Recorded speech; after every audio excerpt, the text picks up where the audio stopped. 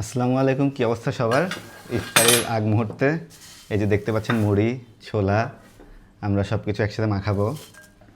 পেঁয়াজু,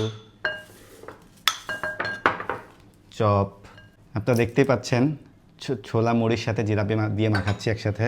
বিয়ের আগে এই ছোলা মুড়ির সাথে জিলাপি জিনিসটা আমার খুবই অপছন্দের ছিল, কিন্তু বিয়ের পরে আমি বুঝতে পারছি এটা পৃথিবীর সবথেকে বেস্ট খাবার। আমার বউ আমাকে হাতে ধরে শিখিয়েছে যে ছোলা মুড়ির সাথে জিলাপি দিলে এটার টেস্ট পুরোপুরি চেঞ্জ হয়ে যায়, মানে এত ভালো একটা জিনিস তৈরি হয়।